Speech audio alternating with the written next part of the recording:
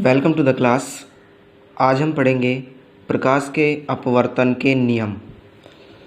तो प्रकाश के अपवर्तन के नियम पढ़ने से पहले हम इसका एक डायग्राम बना लेते हैं, जो कि प्रकाश के अपवर्तन का डायग्राम है।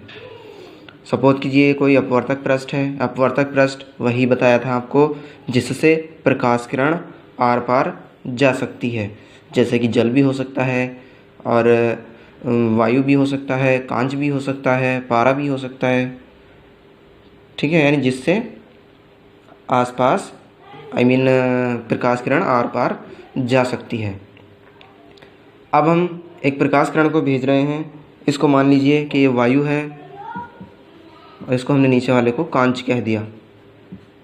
ठीक है, ऊपर वाले को वायु कह दिया और नीचे वाले को कांच कह दिया। दो माध्यम है, एक माध्यम ये है और ये इसको हमने N1 कह दिया और इसको N2 कह दिया।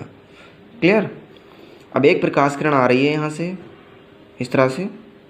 जब प्रकाश किरण आएगी तो अपवर्तक पृष्ठ से टकराएगी और टकराने के बाद उसको सीधे जाना चाहिए था इस तरह से, लेकिन वह प्रकाश किरण इस तरह से न जा करके अपने एंगल से थोड़ा सा, अपने मार्ग से थोड़ा सा विचलित हो जाएगी।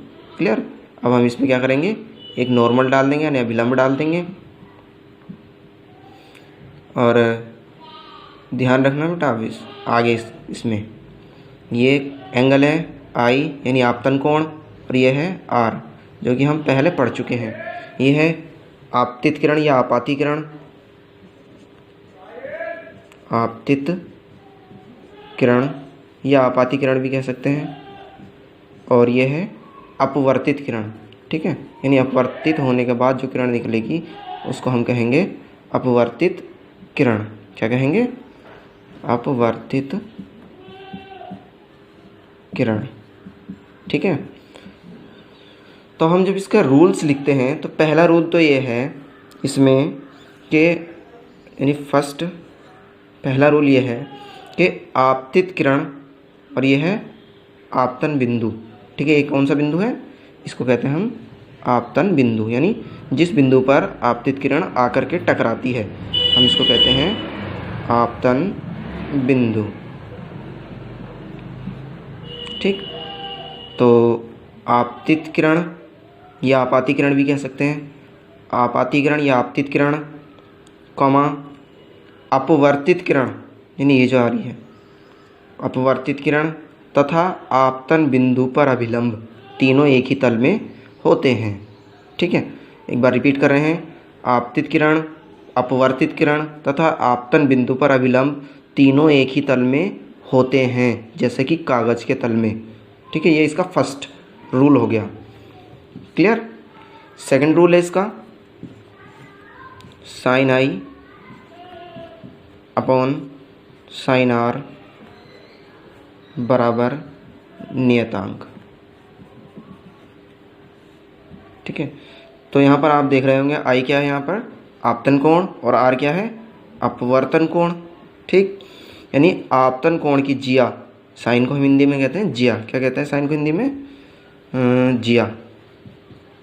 किसको कहते हैं हम इसे? साइन को। क्लियर। ठीक है, हम इसका सिर्फ साइन सिंबल यूज़ करते हैं, ई छोड़ देते हैं ना। नेक्स्ट, यानी आपतन कोण की जिया और ये अपवर्तन कोण की जिया है। ठीक है, उनका जो अनुपात है वो नियतांक होगा कब? जब माध्यम दो हों और प्रकाश का रंग एक ही हो, सेम हो। क्लियर। तो इसको हम इस तरह से डिफाइन कर सकते हैं कि किन्हीं दो माध्यमों के लिए तथा एक ही रंग के प्रकाश के लिए आपतन कोण की जिया तथा अपवर्तन कोण की जिया का अनुपात यानी बटे में एक नियतांक होता है। ठीक है, क्लियर यहाँ तक। और इसको हम स्नेल का नियम भी कहते हैं। किसका नियम कहते हैं? इसे हम स्नेल का नियम भी कहते हैं। ये जो सेकंड वाला रूल है इसका, ये जो सेकंड वाला है इसको हम स्नेल का नियम भी कहते हैं। ठीक है, स्नेल ने भी यही बताया था। क्या बताया था? कि किन्हीं दो माध्यमों के लिए तथा एक ही रंग के प्रकाश के लिए आपतन कोण की जिया तथा अपवर्तन कोण की जिया का अनुपात एक नियतांक होता है, या इनका अनुपात नियत रहता है। क्लियर है यहाँ तक? तो आज के लिए इतना ही काफ़ी है। Okay, good bye.